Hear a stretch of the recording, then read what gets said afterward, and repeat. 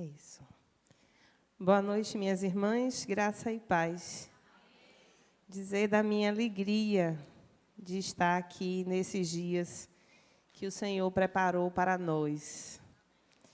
8º Congresso de Mulheres Restauradas, sob o tema Frutificai. E há tempos o Senhor tem trabalhado na nossa vida, falado aos nossos corações, tem cuidado de nós. E nós somos gratas ao Senhor por estarmos aqui. Gratas ao Senhor por poder reservar um tempo como este para pensarmos e meditarmos na sua palavra. Nós temos vidas tão corridas, estamos às vezes tão ocupadas com tantas coisas. Nós temos rotinas tão pesadas, jornadas diárias que exigem tanto de nós, da nossa atenção, da nossa presença, da nossa força, do nosso trabalho. E quando Deus reserva um fim de semana inteiro para estarmos em deleite na presença dEle, é Deus cuidando de nós. Ele sabe que nós precisamos passar tempo com o amado das nossas almas. Ele sabe que nós precisamos passar tempo na sua presença. Ele sabe que nós precisamos de momentos como esse para descansar em seus braços e permitir que o Senhor cuide da nossa vida, renove a nossa força, a nossa alegria, a nossa esperança e o nosso desejo de seguir a vida, cuidando daqueles que Ele colocou nas nossas mãos para cuidar, mas glorificando o nome dEle em todas as coisas que nós fazemos, pensamos, sentimos, realizamos na nossa vida. Quero especialmente agradecer a pastor Heber pela confiança de entregar o púlpito desta igreja. Da última vez que eu estive aqui, estávamos reunidas enquanto Convenção Batista Baiana, União Feminina, né, sob a liderança, obviamente, do ministério desta igreja, mas hoje a convite das mulheres desta igreja. E quando Ana falou comigo, a primeira pergunta que eu faço é se o pastor sabe que vocês estão me convidando. Porque nós somos batistas, nós reconhecemos a autoridade do ministério pastoral das igrejas, nós somos púlpitocêntricos, nós cremos que a verdade emana da palavra de Deus e ninguém está autorizado aqui a falar aquilo que a palavra de Deus não diz, pelo que é uma responsabilidade muito grande ocupar este lugar. E eu agradeço ao pastor Heber e ao ministério pastoral dessa igreja a confiança. Agradeço, na pessoa de Ana, o convite que foi feito para estar aqui, porque mais do que vir pregar, é um convite para adorar a Deus junto com as irmãs nesses dias, e isso é um privilégio. Nós estamos sendo desafiadas nesses dias a pensar sobre frutificar, e eu fiquei algum tempo refletindo sobre esta palavra, e como disse a nossa irmã do Renovo, não existe coincidências, né? Existe a mão de Deus conduzindo todas as coisas na história. Nada acontece por acaso. E o pastor Heber subiu aqui e falou das uvas sem semente, lá do Vale do São Francisco, em Juazeiro. E há uma frase aqui, nos meus esboços, nos meus alfarrábios, que diz que a maior riqueza do fruto é a semente. Mas essa é a conclusão que nós vamos chegar estudando a palavra de Deus nessa noite. E eu quero convidar você a abrir a sua Bíblia no Evangelho de Mateus, no capítulo 13. E nós vamos pensar sobre como precisamos passar por processos até que possamos frutificar. Dar frutos talvez seja o último estágio de um processo que Deus realiza na nossa vida. Nós somos de uma geração da instantaneidade. Nós somos de uma geração que as coisas precisam ser atendidas muito rapidamente. E qualquer delay de 3 segundos já dá uma crise de ansiedade na gente. Quando a gente acessa um serviço e não obtém a resposta imediata. Quando a gente faz uma biópsia, e antigamente levava 30 dias, né, para ficar pronto. Hoje, 15 dias, tem algumas que 10, e a gente ainda acha que demora muito para chegar o resultado de um exame. Nós somos a geração que já acha o macarrão instantâneo nem tão instantâneo assim. Porque tem que esperar 3 minutos fervendo para ficar no ponto. E nós somos a geração que anseia por uma internet 5G, porque aqueles 3 segundos que o aplicativo demora para processar, para nós, já é um absurdo de tempo perdido e de tempo desperdiçado. Mas a instantaneidade não faz parte do horário de Deus. O tempo de Deus é um tempo de oportunidades. O tempo de Deus é um tempo que se realiza para além do tempo do relógio, para além do tempo da nossa pressa, para além do tempo da nossa urgência, para além do tempo que a gente quer contar nos segundos do relógio. O tempo de Deus se desenvolve na história, na minha história, na sua história. O tempo de Deus é o tecido da vida que Ele nos dá e o tempo que Ele rege a nossa existência. Eu estava pensando sobre aquelas árvores de bonsai, que são árvores pequenininhas que os orientais cultivam. E a minha família tinha bonsais.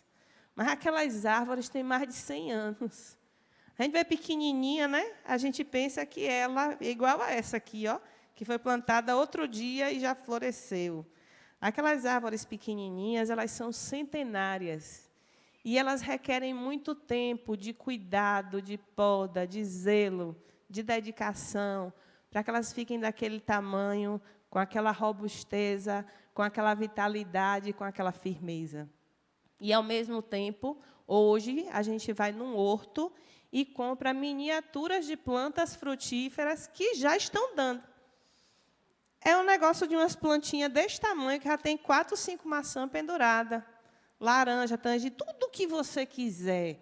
Você agora encontra rapidinho num negócio desse tamanho, que a 3x4 está brotando. Outra coisa que me impressiona é que, como boa baiana que sou, só comia jaca dezembro, janeiro, fevereiro, março, aquelas já do finalzinho da safra.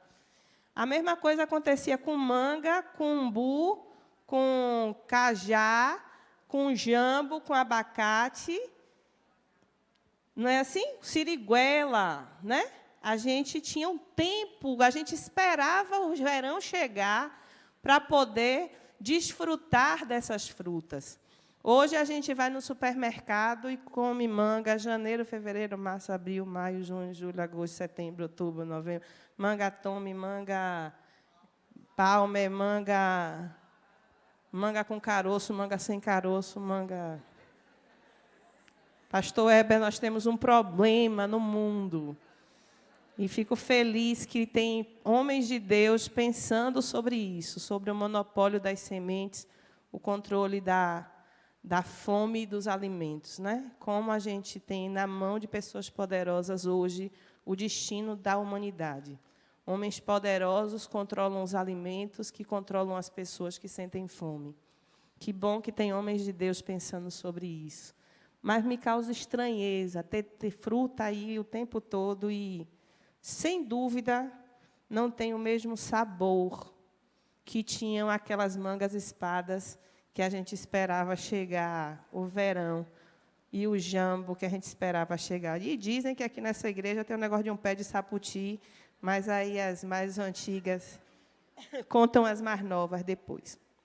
Diz assim a palavra de Deus. Naquele mesmo dia, Jesus saiu de casa e assentou-se à beira-mar. Reuniu-se ao seu redor uma multidão tão grande que, por isso, ele entrou num barco e assentou-se. Ao povo reunido na praia, Jesus falou muitas coisas por parábolas, dizendo: o semeador saiu a semear. Enquanto lançava a semente, parte dela caiu à beira do caminho, e as aves vieram e a comeram. Parte dela caiu em terreno pedregoso, onde não havia muita terra. e logo brotou, porque a terra não era profunda. Mas quando saiu o sol, as plantas se queimaram e secaram, porque não tinham raiz. Outra parte caiu entre espinhos, que cresceram e sufocaram as plantas. Outra ainda caiu em boa terra, deu boa colheita a 100, 60 e 30 por um. Aquele que tem ouvidos para ouvir, ouça. E os discípulos aproximaram-se dele e perguntaram: por que falas ao povo por parábolas? E ele respondeu: a vocês foi dado o conhecimento dos mistérios do reino dos céus, mas a eles não. A quem tem será dado, e este terá em grande quantidade. De quem não tem, até o que tem lhe será tirado. Por essa razão, eu lhes falo por parábolas, porque vendo, eles não veem, e ouvindo, não ouvem, nem entendem. Nele se cumpre a profecia de Isaías. Ainda que estejam sempre ouvindo, vocês nunca entenderão. Ainda que estejam sempre vendo, jamais perceberão. Pois o coração deste povo se tornou insensível, de má vontade. Ouviram com seus ouvidos e fecharam seus olhos. Se assim não fosse, poderiam ver com os olhos, ouvir com os ouvidos, entender com o coração e converter-se, e eu os curaria. Mas felizes são os olhos de vocês, porque veem, e os ouvidos de vocês, porque ouvem. Pois eu lhes digo a verdade. Muitos profetas e justos desejaram ver o que vocês estão vendo, mas não viram. E ouvir o que vocês estão ouvindo, mas não ouviram. Portanto, ouçam o que significa a parábola do semeador. Quando alguém ouve a mensagem do reino e não entende, o maligno vem e arranca o que foi semeado em seu coração. Esse é o caso da semente que caiu à beira do caminho. Quanto à semente que caiu em terreno pedregoso, esse é o caso daquele que ouve a palavra e logo a recebe com alegria. Todavia, visto que não tem raiz em si mesmo, permanece pouco tempo. Quando surge alguma tribulação ou perseguição por causa da palavra, logo a abandona. Quando a semente que caiu entre os espinhos, esse é o caso daquele que ouve a palavra, mas a preocupação desta vida e o engano das riquezas a sufocam, tornando-a infrutífera. E quanto à semente que caiu em boa terra, esse é o caso daquele que ouve a palavra e a entende, e dá uma colheita de 100, 60 e 30 por um. Senhor, nosso Deus, nosso Pai, nós estamos diante da Tua palavra e nós cremos que a Tua palavra é a verdade. Por ela, Senhor, nós entendemos que através do Teu Espírito, o Senhor se revela a nós e se dá a conhecer a nós, logo a nós, que somos tão imperfeitas, que somos tão frágeis, que somos tão carentes da Tua graça e do Teu poder. Pelo que, Senhor, nesta hora nós te pedimos, fala conosco, porque nós queremos te ouvir, em nome de Jesus. Amém. Jesus começa a ensinar as pessoas e ele atrai muitas multidões. As multidões são formadas de pessoas de diversas origens. As multidões são formadas por pessoas com diversos interesses. E as multidões são formadas por pessoas com diferentes trajetórias de vida. No meio dessa multidão, nós temos fariseus, saduceus, doutores da lei, que seguiam Jesus apenas porque queriam pegá-lo em algum delito, pegá-lo em alguma mentira, e ter ocasião e motivo para prender Jesus e acabar com o movimento de Jesus de implantar o reino de Deus. No meio da multidão, nós temos pessoas que são necessitadas de bens materiais, pessoas que efetivamente estão passando fome, e por isso Jesus precisa multiplicar os pães e os peixes. No meio da multidão, nós temos pessoas com muitas enfermidades. E essas enfermidades não tinha médico, nem tinha hospital à época. E as pessoas iam até Jesus para que as suas necessidades físicas elas fossem saciadas. No meio da multidão tinha pessoas que estavam ali só por curiosidade, como é o caso de Nicodemos. Eu quero saber, entender como é essa sua filosofia. No meio daquela multidão tinha pessoas perdidas. No meio daquela multidão tinha pessoas doentes. No meio daquela multidão tinha pessoas curiosas. No meio daquela multidão tinha gente que não tinha o que fazer em casa e ficava andando pela rua atrás do Cristo. Mas no meio daquela multidão havia muita gente que precisava conhecer o Salvador. Porque todos precisam de salvação. Não importa se são os doutores da lei, não importa se são pessoas abastadas e ricas, não importa se são pessoas carentes. Talvez nem elas saibam, nem tenham consciência disso. Mas todas as pessoas precisam de um Salvador. Porque todas as pessoas pecaram e, por isso, estão destituídas de desfrutar uma vida eterna com Deus.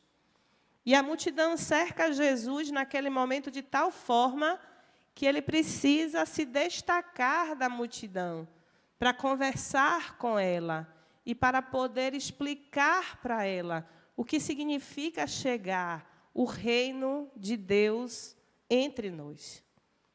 E Jesus Cristo, então, entra no barco, se afasta um pouco da multidão e diz o texto que ele começa a falar para aquelas pessoas sobre semente e sobre terra. E me parece muito apropriado pensarmos sobre terras e pensarmos sobre sementes, porque esse é o início de todo o processo de frutificação. Os frutos só nascem de árvores que foram plantadas em solos. Os frutos só aparecem em árvores que foram semeadas na vida de alguém. Tal qual a multidão, todas nós, um dia, já nos aproximamos da presença de Jesus, já quisemos ficar perto dele e, de alguma forma, nós já fomos alcançados por essa semente. Nesta parábola, não há dúvida sobre a qualidade da semente. A qualidade da semente não está em questão, porque a semente é a palavra de Deus plantada em nossos corações para a salvação de todo aquele que crê. Não há dúvidas sobre a qualidade desta semente que está na mão desse semeador, que é Jesus Cristo que está entre nós. Que é o Emanuel, o Filho de Deus encarnado, o amor de Deus encarnado no Cristo, que está no meio de nós. Ele é Deus conosco, Ele é Deus na nossa pele, Ele é Deus na nossa história, Ele é Deus no meio de nós, lançando sobre a nossa vida uma semente cuja qualidade é inquestionável. É a semente de vida, que caindo na vida das pessoas pode produzir vida e vida eterna. Não há o que se desconfiar dessa semente que está sendo plantada em nós, não pelas mãos do semeador, que é Jesus Cristo, Filho de Deus, no meio de nós. A semente é a mesma. Os resultados que ela produz são diferentes, não por causa da qualidade da semente, mas por causa da qualidade da terra onde a semente cai. Talvez nós tenhamos 40 anos de evangelho, 50 anos de evangelho, e a gente ainda se pergunta por que não está frutificando. E eu não vou dizer 30 e 40 anos de evangelho, não. Eu vou dizer 30 e 40 anos de igreja. Temos 50 anos andando com o povo do caminho, frequentando os cultos, indo aos eventos. E talvez ainda nos perguntemos por que nós não estamos frutificando. E talvez é hora de pensar sobre que terreno sou eu para as sementes que o Evangelho de Deus estão sendo lançadas sobre a minha vida. Deste púlpito saem sementes de salvação. Desse púlpito saem sementes de bênção, de alegria, de paz, de bondade, de benignidade, de abundância na vida daquele que se aproxima do Cristo de Deus. Mas nem sempre na nossa caminhada nós nos posicionamos como sendo o melhor terreno para a semente cair. Diz o texto que quando ele puxava a semente do saco, algumas sementes caíam pelo meio do caminho. E essas sementes, de alguma forma, também germinavam, porque os feijõezinhos das crianças também germinam no algodão. Quem tem filho pequeno, que já fez a historinha da germinação, já teve que passar aí 15 dias com um copo de algodão, de água e de terra, e todo dia olhar, observar, registrar, para levar a pesquisa para a escola. Até caindo no chão, descuidadamente, a semente brota. Mas o texto diz que a semente não permanece, porque as pessoas costumam gostar dos eventos. As pessoas costumam aproximar-se da fé genuína em Cristo Jesus. E agora é até moda gostar desse nome, não de ser cristão, de ser evangélico, mas de ser gospel, talvez. Há uma fantasia, a produção de uma imagem que cola, que é agradável, que fica até bonito nas redes sociais. E qualquer pessoa hoje pode abrir a boca para dizer: eu sou evangélico, eu conheço Jesus e eu sou um seguidor de Jesus. Só que o texto está dizendo que quando a semente cai nesses lugares, virão pseudos brotos, virão pseudas plantas, nascerão, crescerão, e talvez fiquem aí entre nós, no meio de nós, expostas entre nós, igual a Denorex, né, que parece, mas não é. Tem roupa de crente, tem cheiro de crente, tem vocabulário de crente, mas genuinamente convertida, a pessoa não é.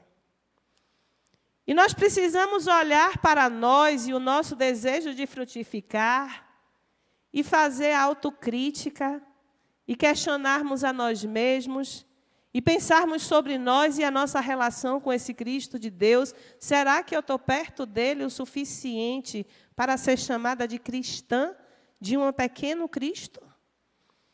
Ou eu me habituei aos ritos, eu me habituei às formas, eu me habituei aos eventos? Ou eu estou no meio da multidão como aqueles que só querem estar por perto para receber as benesses de estar perto de Jesus, mas as sementes estão sendo jogadas na minha vida, estão caindo na minha vida, e elas estão brotando instantaneamente, mas elas não se fixam, porque eu só recebi ali a palavra com alegria, mas sigo a minha vida como se o Cristo de Deus nunca tivesse me atravessado. Perto o suficiente para a salvação, mas longe o suficiente do perdão e da graça transformadora do Cristo de Deus. Diz o texto que essa semente inquestionável, ela também cai entre pedras. E ela também brota, mas ela não dura muito tempo, porque a semente cai, mas ela não é compreendida. A palavra vem até nós, e nós recebemos essa palavra de acordo com o que a gente quer entender dela. E nós vivemos isso nesses dias. Se a pessoa quiser, ela acha um texto bíblico para justificar qualquer coisa que ela quiser. Inclusive para usar essa palavra contra as pessoas e não a favor delas. Inclusive usar esta palavra para condenação e não para salvação. A semente está caindo do nosso lado e está dizendo: arrependa-se. E a pessoa está entendendo: faça uma maquiagem. entendendo dessa palavra o que quer e usando essa palavra de acordo com a sua conveniência. É isso que significa aproximar-se da palavra e não entendê-la. É que o Evangelho requer de nós tomadas de decisões dolorosas. E a gente quer experimentar apenas o lado bom das coisas, o melhor de todos os mundos. E quando a gente quer, a gente não entende mesmo. E aí a gente prega um evangelho sem cruz. A gente prega uma nova vida sem santificação. A gente começa a dizer que é fácil seguir a Jesus. Karine disse hoje, né? Que a gente crê que não tem santo. E a gente diz isso mesmo, não? Que não tem santo. Santo que eu conheço é santo do pau oco. E não é sobre isso. Porque ser santo não é sobre ser perfeito. Ser santo é sobre a presença santificadora do Cristo de Deus e do seu Espírito na nossa vida.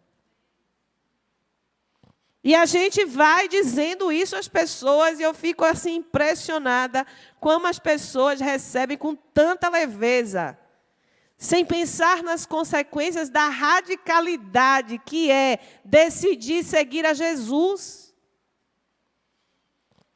Andar com Deus requer de nós tomadas de decisão muito difíceis, de que nós precisamos estar completamente certos, convencidos pelo Espírito Santo de Deus, de que não há salvação em nenhum outro, senão no nome de Jesus.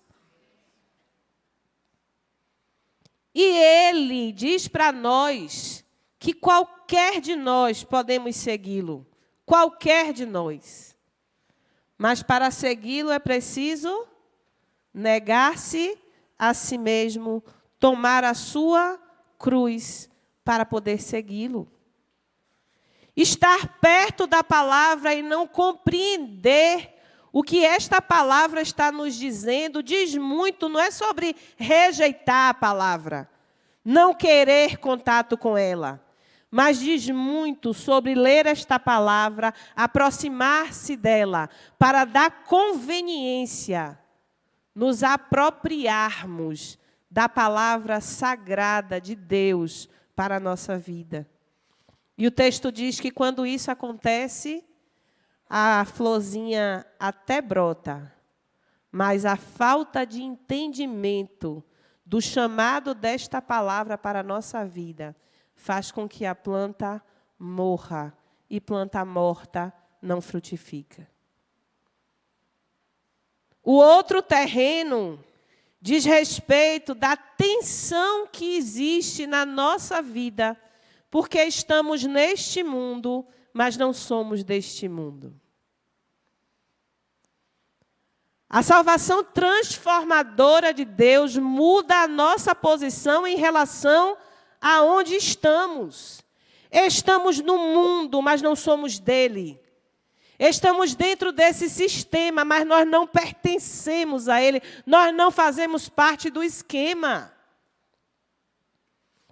Nós estamos aqui dispostos a fazer os sacrifícios necessários, a tomar as decisões mais dolorosas, a escolher todos os dias seguir Jesus e fazer dele o maior projeto da nossa vida. Mas as sementes que caem entre os espinhos vivem tensionadas entre as riquezas deste mundo e as riquezas do reino dos céus. Porque a palavra de Deus, diz o apóstolo Paulo, para o mundo é loucura. Porque o mundo está mandando a gente juntar. E a palavra de Deus está dizendo, quem tem 2 túnicas, dê uma, quem não tem, nenhuma. Mas a gente ainda tem mais vestido do que a gente pode vestir de uma vez só. Ou talvez até de uma semana só. Mais sapato do que a gente tem pés para calçar. A semente que cai entre os espinhos, ela está tensionada entre a alegria da nova vida em Cristo e a renúncia as pseudo-maravilhas que o mundo tem para nos oferecer. Tem gente que claramente você diz, você quer aceitar Jesus? Eu não, porque eu vou parar de beber, vou parar de fumar e vou parar de ir para a festa. Como se essas 3 coisas fizessem bem para alguém. É o tensionamento entre viver o caráter de Jesus Cristo e aceitar as conveniências que a sociedade hoje aceita. Porque é mais fácil, é mais confortável, é socialmente aceito, é politicamente correto. E eu pareço que sou crente, mas olhando bem, eu me identifico muito mais com as coisas que o mundo tem para me oferecer do que para aquilo que a palavra de Deus está semeando na minha vida. Mas o texto continua dizendo que há um tipo de terra que é diferenciada. Que é essa terra que nós precisamos ser. Que é essa terra onde a semente é plantada. A semente morre aqui dentro, porque se a semente não morrer, a vida não brota. E nós morremos com Cristo e renascemos para uma nova vida com Ele, em que faz sentido amar aqueles que nos odeiam. Renascemos para uma nova vida em que faz sentido orar pelos nossos inimigos. Renascemos para uma nova vida que faz sentido ter fome e sede de justiça. Renascemos para uma nova vida em que bem-aventurados os mansos, os humildes, os pacificadores, aqueles que não ajuntam para si tesouros nessa terra.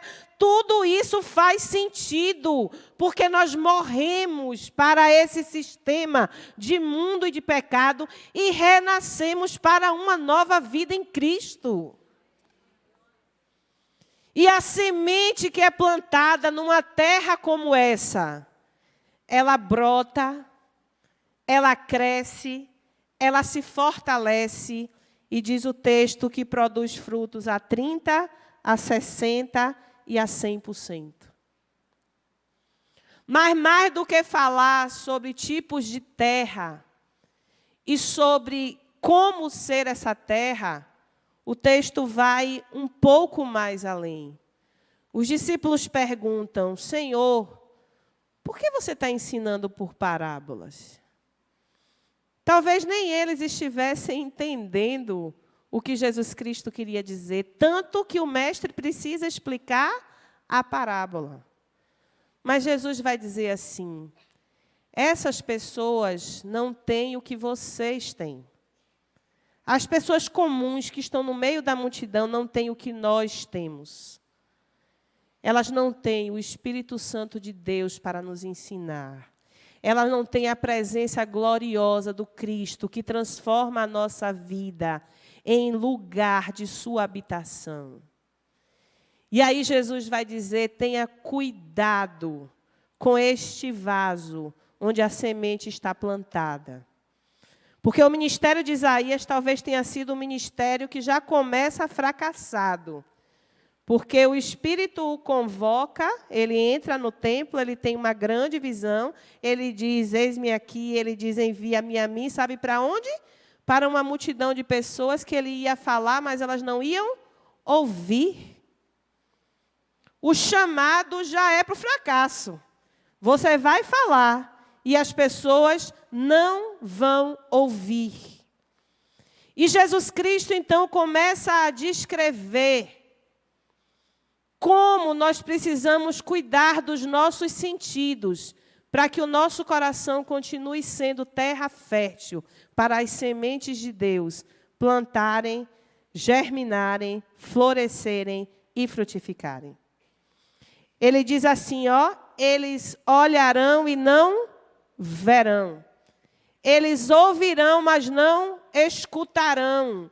eles não vão entender, eles não vão sentir, porque os seus sentidos estão comprometidos com os valores deste tempo.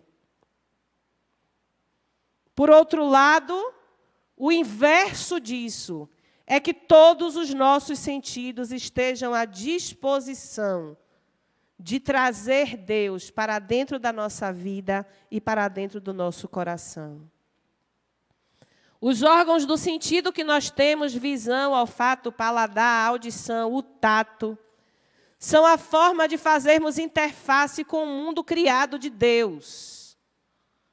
Não faz sentido ter esse mundo aqui dentro se eu não posso contactar com este mundo que está dentro de você. E eu só consigo fazer isso ouvindo, vendo, cheirando, provando e tocando. Quando Deus quis entrar na nossa história, conhecer a nós como nós gostaríamos de conhecê-lo, Ele deu um corpo ao seu Filho. E Jesus ouvia, falava, cheirava, tocava, provava.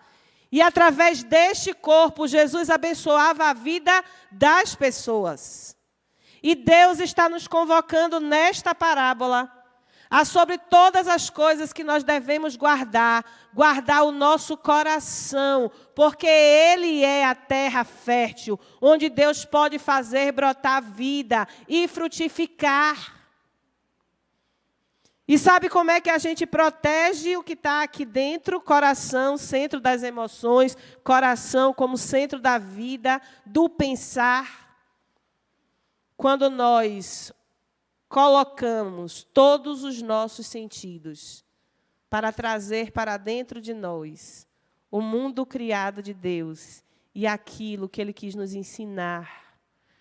Quando os meus olhos são bons, tudo para mim é bom. Se os teus olhos forem bons, todas as coisas serão boas. É preciso usar filtros para ver o mundo com os olhos de Deus, ouvir o mundo com os ouvidos de Deus, entender o mundo com a mente de Deus, agir no mundo como Deus agiria. Porque diferente disso é nós nos tornarmos ídolos.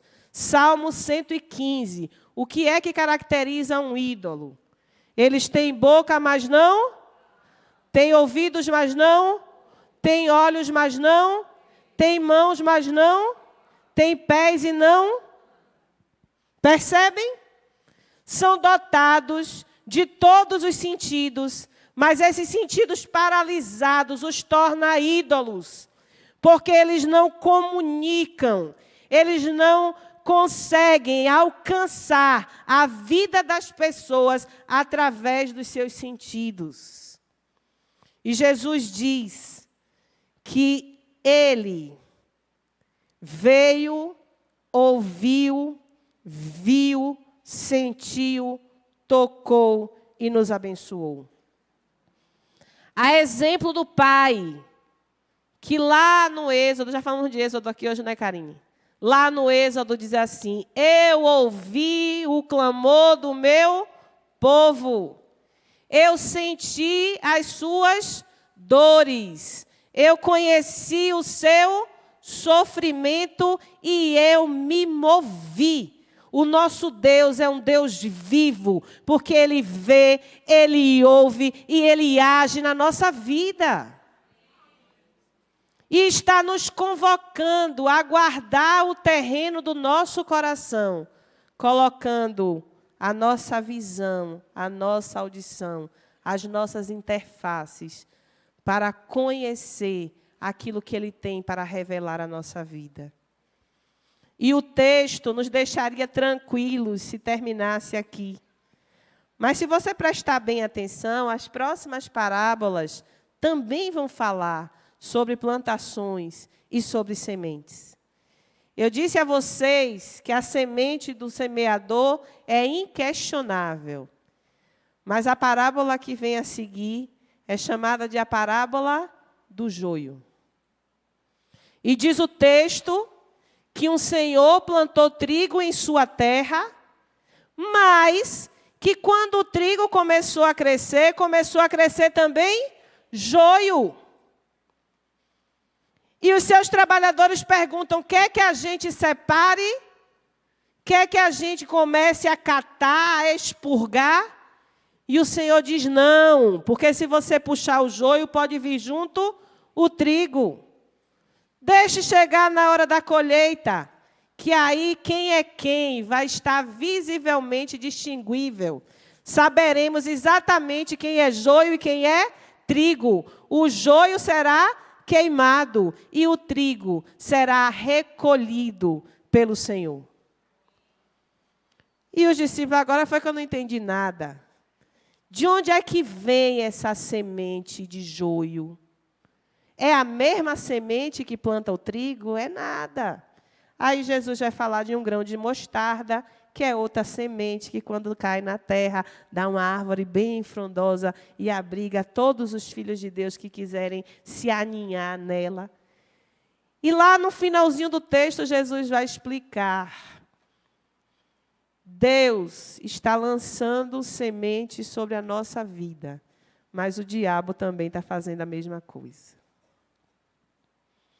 Onde as sementes caírem, elas vão germinar. Agora, qual é a semente que vai prosperar na nossa vida? Depende da escolha da sua sementeira. Para frutificar, eu dependo de duas coisas, dois fundamentos. Eu preciso ser a terra boa, a que entende, a que escolhe, a que deseja e que abre mão de tudo para pertencer a este Salvador. Mas dependo também de saber jogar fora as sementes do mal que são plantadas todos os dias. Há muitas sementes de amargura sendo lançadas entre nós.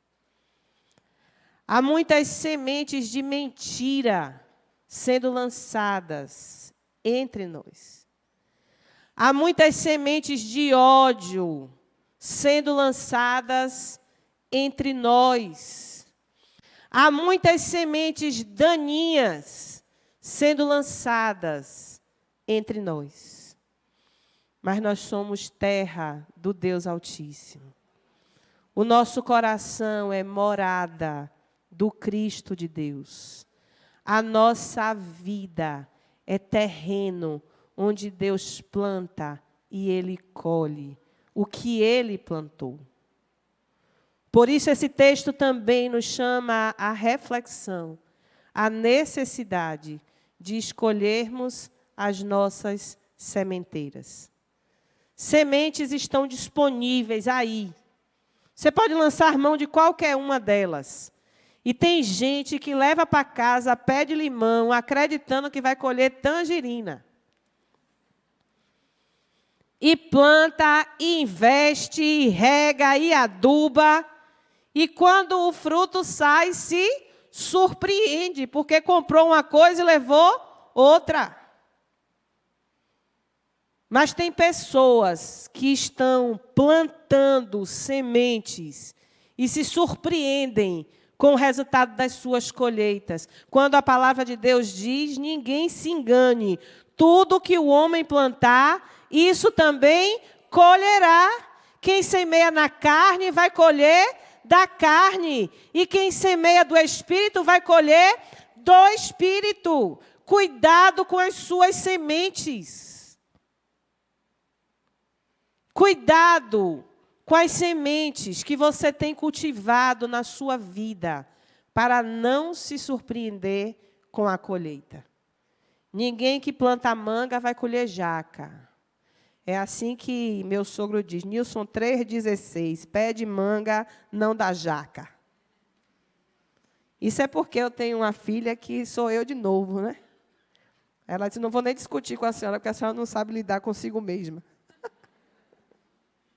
Aí, quando ela faz alguma coisa que parece muito com alguma coisa que eu faria, e eu reclamo, aí o avô, meu sogro, o Nilson 3,16, diz: pé de jaca não dá manga. Mas tem gente que vai se surpreender com o que está plantando. Acha que está plantando boas sementes, mas não tem cuidado das suas sementeiras. Plante a verdade. Plante o amor, plante a alegria, plante a paz, plante a bondade, plante a benignidade, a temperança, plante o fruto do Espírito. Porque o texto de antes, que a gente não lê, que a gente só gosta do 22 e do 23, vai dizer que o fruto da carne é sedição, perdição, lascívia, mentira, discórdia, carnalidade, dissensão. Todos esses frutos também existem. Basta plantá-los para colhermos eles entre nós. Cuidado com a sua sementeira, porque sementes do mal também estão sendo lançadas entre nós. E, portanto, dizer nessa noite, e nós vamos ter ainda amanhã de manhã, e vamos ter amanhã de noite, eu não sou uma série, mas nós vamos maratonar. Que nós começamos nessa noite, pelos fundamentos do que é um processo para a frutificação na vida do crente. E a frutificação não começa com o fruto. A frutificação começa com uma boa terra e uma boa semente. Que Deus nos abençoe.